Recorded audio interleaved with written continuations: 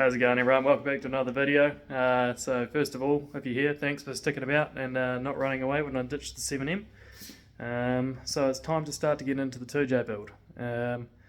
So first things I've got to do, a few things I've got to machine. So OS and flywheel is a couple mil shorter than factory, so I've got to shorten these, otherwise they are too long. These are the brackets for holding the fuel rail to the manifold. They're a little long for the injectors I have, so I'm going to shorten those so that can be bolted together properly. Now I've just pulled off the old oil pump and cleaning up the surface. I'll pluck out these old O-rings. I've got new O-rings for it on the bench here. So yeah, chuck new O-rings in there, and then I'm gonna split apart the pump and just sort of pre-lube the inside of it. It's the Real Street channel, Jay's Tech Tips or something. He's got a pretty good video on how to do all of that, so I will literally be watching that myself and following it while I do it, getting that ready. And this is the trigger wheel, so that goes in there. So you can choose either vvti or non-vvti.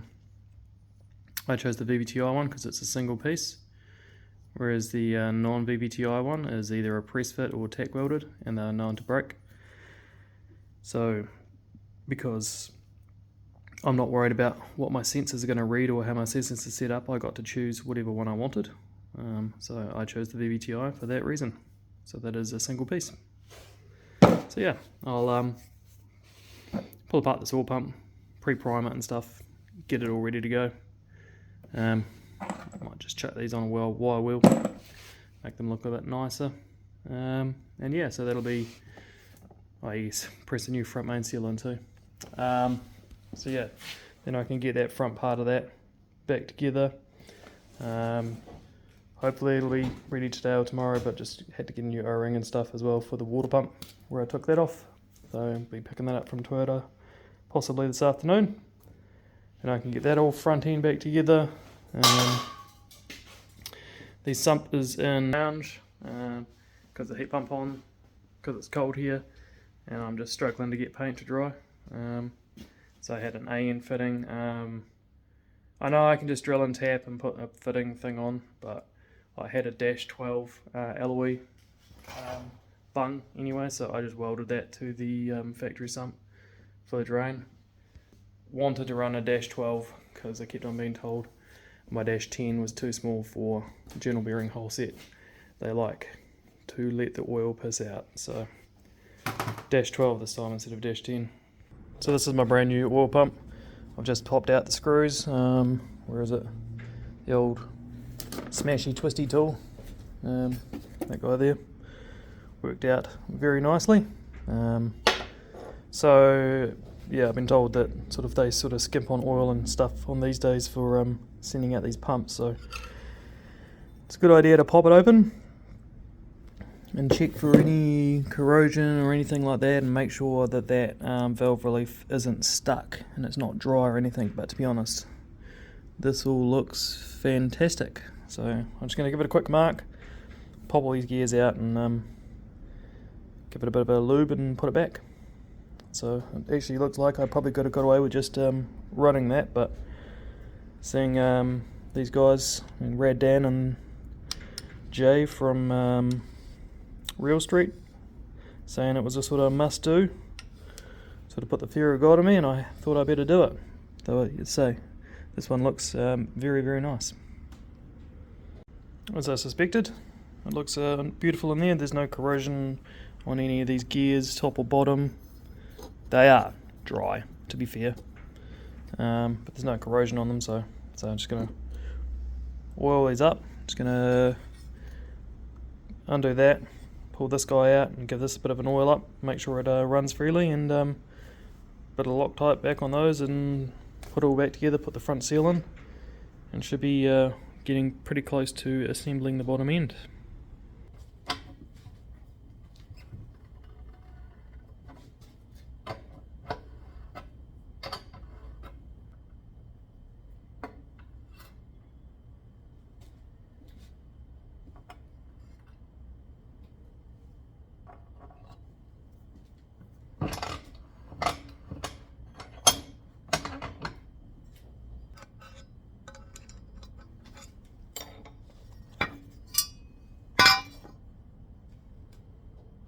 Well, once again, really good condition, no corrosion or anything on it.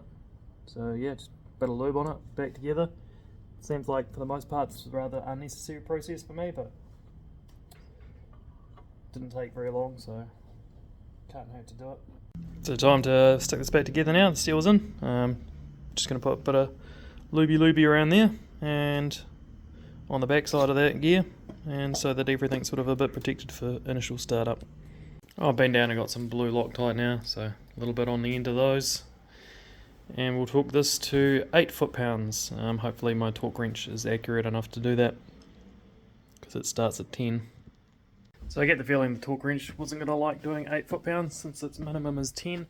Even then the accuracy on that, since that's its minimum, is probably questionable. It's not the most expensive torque wrench in the world, so just have to go by feel. More than anything, you don't want to actually over tighten them. That'll be why they put those on there, not like cap screws or whatever, so you don't torque the shit out of it. But yeah, they're all got Loctite on anyway, should be all good.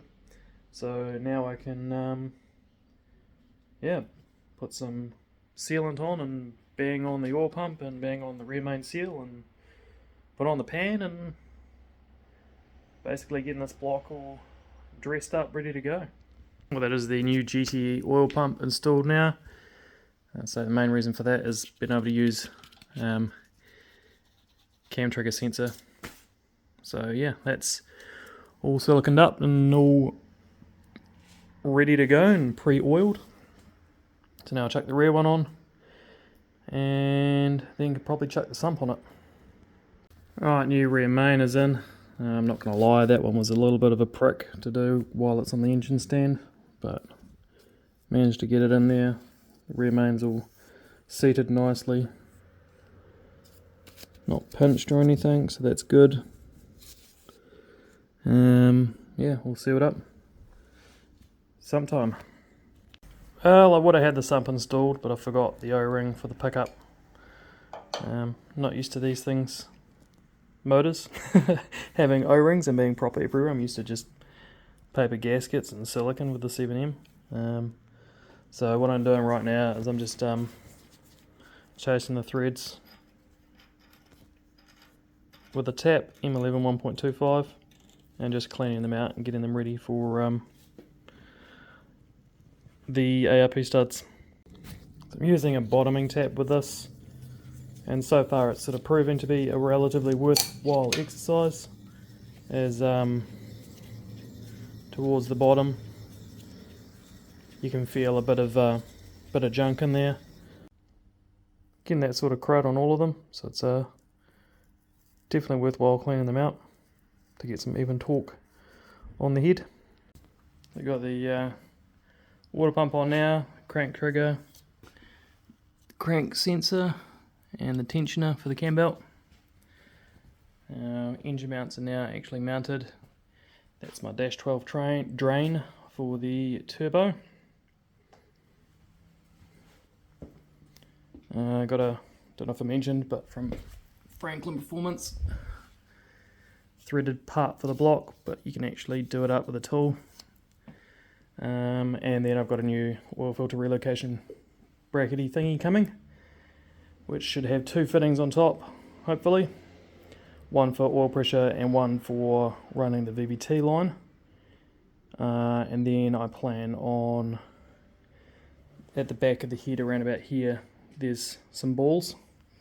You can pluck those out and then tap that, and then I'll run my oil feed for my turbo right there. I think that'll be the cleanest way to do it, just run the VVT straight up from there, oil feed with the turbo around there, rather than running one all the way around the block or up and over the head to there. That is the other option.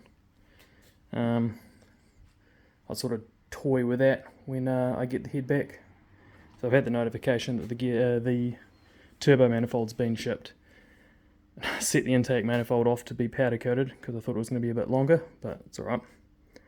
Yeah, so hopefully early next week I'll have the turbo manifold, the relocation bracket, and later that week hopefully have the head, so I can get the head on, start mocking everything up, because I still need to do the alignment of the bell housing. A pretty important job. I'd rather do that outside of the car than in the car, so get all the accessories on, get everything assembled on the motor, and yeah, then check the alignment of the bell housing and get that all squared away while it's not in the car. And then yeah, it should be pretty much ready to go in the car after that, which is pretty exciting. There's only really going to be power steeringless stuff that I'll need to fab up, and intercooler piping will need a bit of modding, and then downpipe and wastegate piping will be the biggest job. But yeah, well, it's some progress for you. I'll leave it at that. Thank you very much for watching. I'll catch you guys in the next one, when hopefully I have basically the last of the parts I need to continue the final assembly.